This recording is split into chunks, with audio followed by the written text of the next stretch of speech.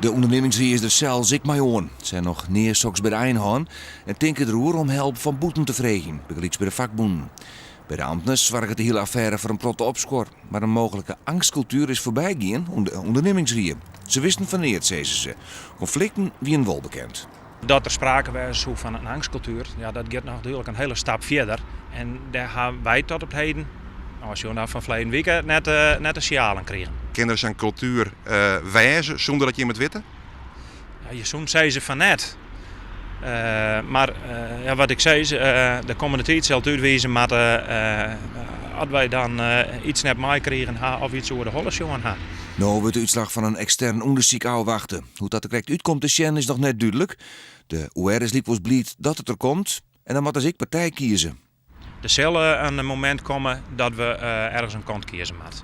De Rie van Smellingelaan houdt Joen een spoeddebat over de kwestie.